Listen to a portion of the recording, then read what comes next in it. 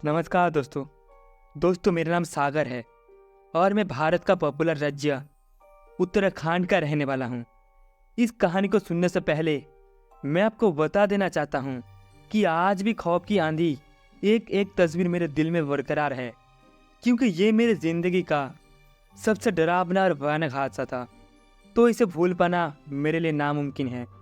कहते हैं कि रात के बाद घर से बाहर निकलना सही नहीं है, लेकिन आपके एरिया में ये बात फैल जाए कि दिन में भी गांव के अंदर एक चुड़ैल भटकती है जो लोगों के मुंडी तोड़ देती है, तो आपके गांव वाले में क्या बीतती होगी। क्योंकि हमारा एक छोटा सा समूह जो कि बाकी बड़े गांव से खंडन में था, हम सभी लोग शांति के साथ रहते थे। लेकिन कुछ महीने में ही हमारा गांव उजड़ने से लगा था और एक रात तो कुछ ऐसा हुआ जिसके बाद मेरी ज़िंदगी में एक नई ऊर्जा का विस्तार हुआ। मैं आपको बता दूं कि 12वीं क्लास के बाद मैं कॉमर्स का स्टूडेंट रहा हूं, जिस वजह से मैं कभी भी भूतों जैसी चीज़ों के बारे में कल्पना तक नहीं की थी। मैं इन चीज़ों के बारे में जानता तो था, लेकिन कभी उन्हें करीब से देखा नहीं, इन्हें पहचानने की कोशिश भी नहीं की। लेकिन एक बात भी सही है कि हमारी ज़िंदगी हमें वो सब चीज़ दिखा देती है जो हम हमारी ज़िंदगी में देखना नहीं चाहते, या फिर हम उनके बारे में सोचते भी नहीं हैं। दोस्तों, एक रात की बात है जब मैं अपने परिवार के साथ बैठकर खाना खा रहा था, तो मेरे दादाजी ने कहा, बेटा आजकल गांव में खबर बहुत वायरल हो गई है। गांव के बाकी बुजुर्ग लोग जो दादाजी के साथी थे, उनका मानना था कि गांव में चुड़ैल घूमती है जिसने तकरीबन 7 लोगों को मार दिया। और ये कथन सही भी था, क्योंकि तकरीबन 3 महीने में 7 लोग मर चुके थे। लेकिन मुझे इन बातों पर कहाँ विश्वास था, तो मैंने अपने दादाजी से कहा, दादाजी जब वक्त का पहिया घूमता है ना, तो कोई भी इंसान वक्त के उस हालत को नहीं बदल सकता। ऐसा कुछ भी नहीं है, बस सभी लोग पागल बना रहे। दादाजी को मेरी बात पर एकदम से हंसी आ गई और वो हंसते हुए बोले, कभी कभी मजाक में चीज़ों के गले मत पड़ जाना।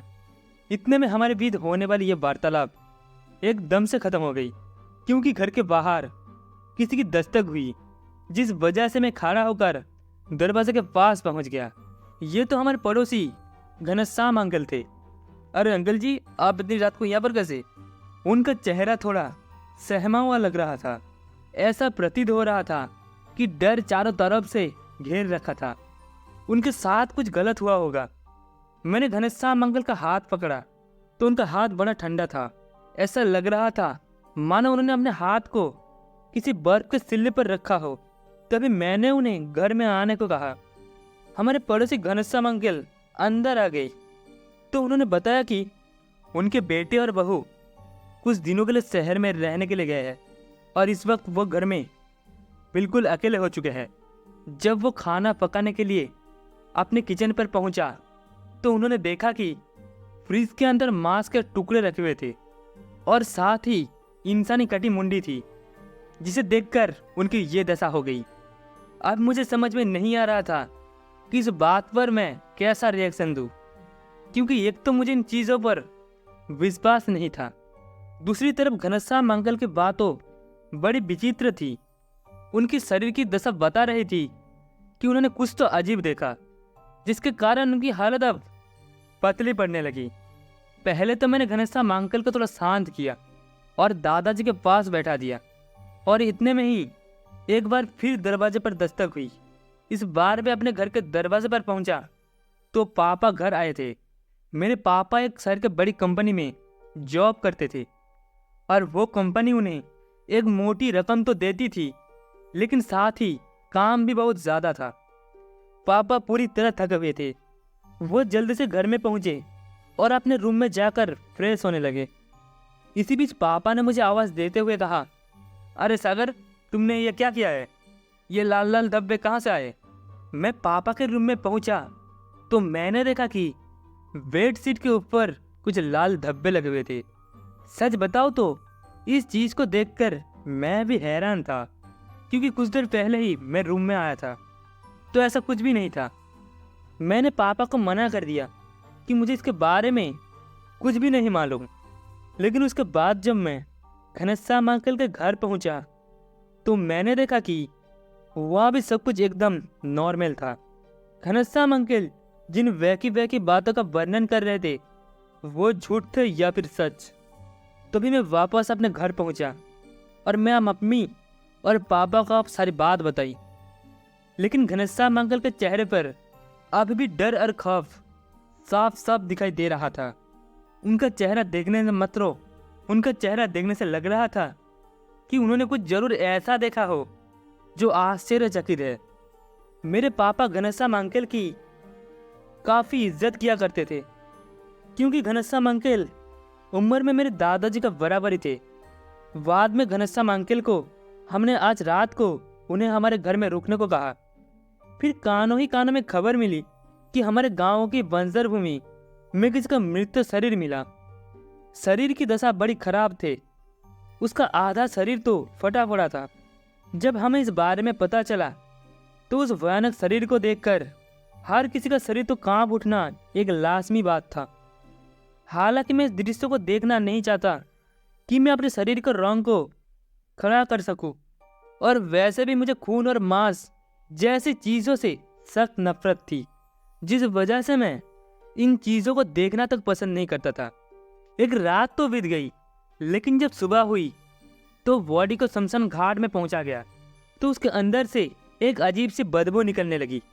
उस भयंकर बदबू का प्रचंड इतना तेज था कि यह बदबू सिर्फ कुछ क्षणों में ही पूरे के पूरे गांव में फैल गई। अब गांव वाले इस बदबू से परेशान होने लगे, लेकिन जब तक उस लाश को जलाया नहीं गया तब तक वो वैसे ही ताज़ा रहे। जब उस शरीर को आग से राख में तब्दील होता तो उस बदबू ने आत्महत्या कर ली, यानी कि वो बदबू भी गायब हो गई। सच में दोस्तों बड़ा ही विचित्र दृश्य था। मैं अपने गांव में कुछ ऐसी नज़ारे देख रहा था जो शायद कोई नॉर्मल इंसान अपनी जिंदगी में देख ही ना पाए। लेकिन अभी भी सिर्फ शुरुआत थी, अभी असली कहानी तो सेफ थी। अगली रात डरना रूबरू होने का निश्चय किया, और जब मैं अपने घर से निकल अपने दोस्त सुमिल से मिलने के लिए गांव के चबूतरे की तरफ निकला तो उस समय हल्का अंधेरा होने लगा था। लेकिन जब मैं अपने घर से रास्ते से निकल रहा था तो मेरे पैंट के ऊपर मुझे कुछ अजीब सा दिखा। पहले तो मुझे ऐसा लगा कि किसी ने पानी के छींटे मार दिए, लेकिन जब मैं थोड़ी बहुत रोशनी में पहुंची तो मैंने देखा कि मेरे पैंट में कुछ पीला पीला सा पदार्थ लगा हुआ था। जब मैं उसका हाथ लगाकर सूंघा तो एक अजीब सी बदबू निकलने लगी। कुछ समय तो मैं यूं ही देखता रहा, और बाद में कुछ ऐसा सीन हुआ जो वास्तव में मुझे हिला देने में सक्षम था। वो पीली पीली सी चीज़ अचानक से मेरे पैंट से गायब होने लगी, और ज़मीन पर गिरा हुआ वो पीला रंग अचानक बोने आदमी के रूप में बदल गया। एक छोटा सा आदमी जिसका आकृति तो इंसानों जैसा थी, लेकिन उसका पूरा आकार बहुत ही छोटा था। वो मेरी तरफ एक हल्की सी मुस्कान देता हुआ जमीन के अंदर घुस गया। सच में यह अद्भुत नज़ारा बड़ा ही बेचैन था। तभी मैंने अपने दोस्त को इस बारे में बताया तो उसे मेरी बात पर यकीन नहीं हुआ, लेकिन अब मेरे दिल में कहीं न कहीं थोड़ा बहुत खौफ तो बैठ चुका था कि कुछ तो अजीब हो रहा था जिसे समझ पाना मेरे बस का नहीं है। लेकिन फिर भी मेरी यह कोशिश तो बनती थी। तभी मैं एक बार फिर ऐसी चीज़ों को दोबारा देखना चाहा, लेकिन कहते हैं ना, वक्त का पहिया एक घड़ी का दोबारा उस जगह पर केंद्रित नहीं कर सकता, या फिर यूं कहे कि एक वक्त को दोबारा किसी आईने की तरह प्रदर्शन नहीं कर सकता। तो मैं चाहकर भी इस काम को करने में असमर्थ रहा। उस रात में फिर से उसी रास्ते से लौटा, लेकिन इस बार मेरे साथ कुछ भी अजीब नहीं हुआ। लेकिन ये रात दहशत से भरी हुई है। मैं सबसे पहले अपने घर पहुंचा, तब तक रात के करीब 9:30 बज चुके थे, और इस समय मेरे सारे परिजन खाना खाकर टीवी देख रहे थे। अकेला मैं ही बचा था। तो मैं सबसे पहले फ्रिज के पास पहुंचा और फ्रिज को खोलकर खाना उठाने लगा। तो मैंने देखा कि उसमें पहले से ही कुछ अटपटा सा रखा हुआ था। जब मैंने ध्यान से देखा तो मेरे शरीर में सनसनी मच गई। ये तो मेरे दादाजी का कटा हुआ सर था जो फ्रिज के अंदर रखा हुआ था, और ये देखकर मैं पूरे अंदर से हिल गया था। और इस बड़े ही भयानक दृश्य को देखकर मैं जोर जोर से चीखने लगा। मेरी आवाज़ चारों तरफ गूंज रही थी और फिर मेरे पापा और मम्मी जल्द से किचन में पहुंचा।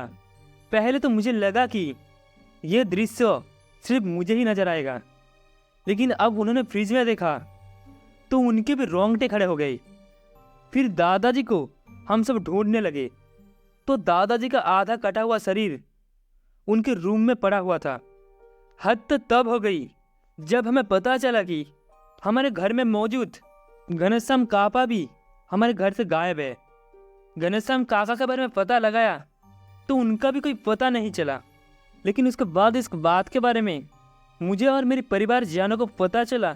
उसे सुनकर हमें एहसास हुआ कि हमें हर किसी पर यकीन नहीं करना चाहिए, क्योंकि घनश्याम काका को मरे हुए 7 दिन हो चुके थे और उनके डेड बॉडी को महाराष्ट्र में पहुंचा दिया गया था, क्योंकि उनका बड़ा बेटा वहीं पर रहता था और उनका निवास स्थान भी था, जिस वजह से उनके बेटे और बहू कुछ दिनों के खातिर महाराष्ट्र में ही थे। घनश्याम काका को मेरे दादाजी के साथ काफ़ी मेला मिला था, जिस वजह से वो प्रतिदिन हमारे घर पर आया था। शायद उनकी यही पसंद दादाजी के ऊपर भारी पड़ गई। लेकिन यह हादसा नहीं रुका, बल्कि धीरे धीरे गांव में हर दिन इस तरीके की मौत का सिलसिला बंद आरंभ हो गया। हमेशा किसी न किसी को शमशान घाट में दफनाए जाने का एक आम सिलसिला सा बन गया। गांव में सभी लोग जान चुके थे कि अब इस जगह पर रुकना उनके लिए नाकाबिल मुश्किल है, बल्कि अपने मौत का दावत देना जैसा हो।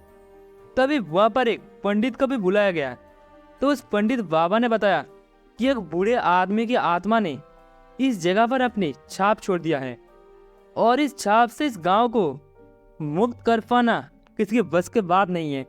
लेकिन आज तक हम इस बात के रहस्य के ऊपर से पर्दा नहीं उठा पाए कि असल में वो कौन थी जिसने इस गांव को श्रापित बना दिया और उसने ऐसा क्यों किया। पर कुछ पंडित दावा करते हैं कि एक बूढ़े आदमी को पूरे परिवार ने बीच सड़क पर भीख मांगने को छोड़ दिया था। भीख मांगते मांगते उसकी मौत हो गई, लेकिन उसकी बदबू पूरे गांव को शमशान बना दिया। तो दोस्तों, इस कहानी में बस इतना ही। कहानी आपको कैसी लगी कमेंट में बताना। कहानी आपको अच्छी लगी हो तो वीडियो को एक लाइक एंड चैनल को सब्सक्राइब जरूर से कर देना। मिलते हैं अगली कहानी में।